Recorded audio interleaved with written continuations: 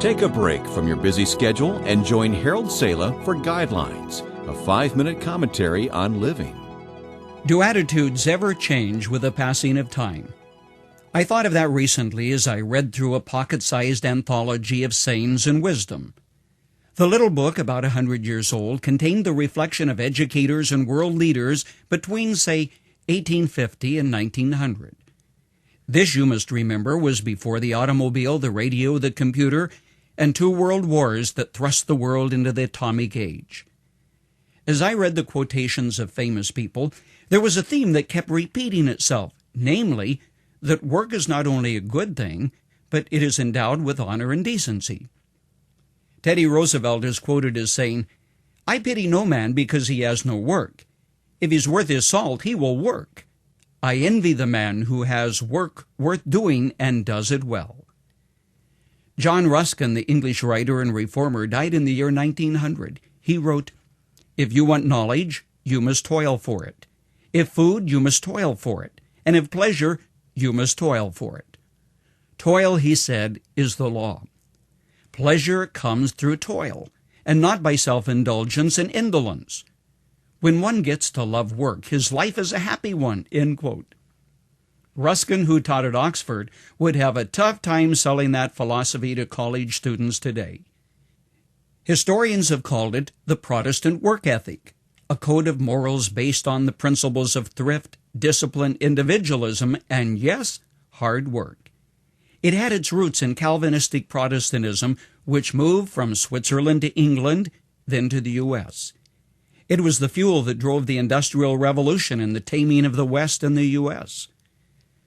Among the pile of booklets collected during my father-in-law's lifetime of ministry is a 1947 publication, The Constitution of the Union of the Soviet Socialist Republics.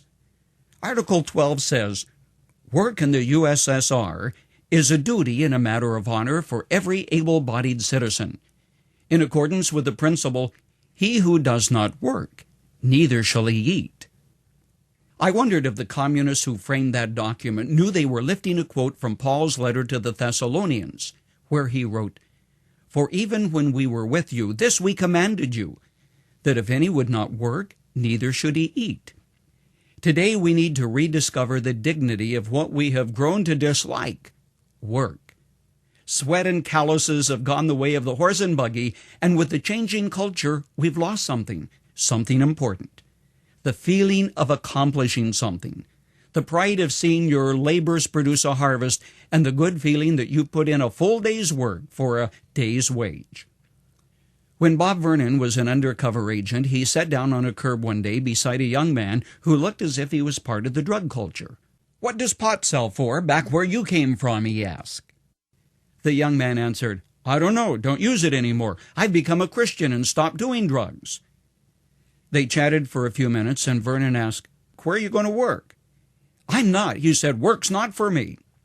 So the undercover policeman took his New Testament and showed him 2 Corinthians 3:10, which says that if we don't work, we have no right to eat.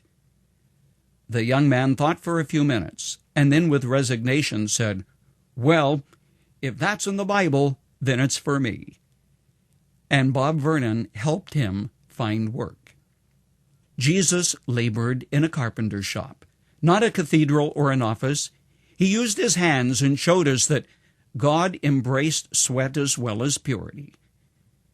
With all our achievement, may we rediscover the dignity and honor of honest, old-fashioned work.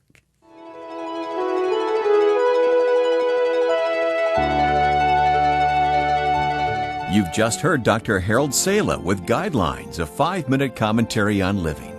If you would like to listen to the program again, download a copy, subscribe to our e-commentary, or view other resources, visit guidelines.org. We would like to hear from you too. You can email us at info@guidelines.org. That's info@guidelines.org. Thanks for listening, and we invite you to join us again for the next edition of Guidelines.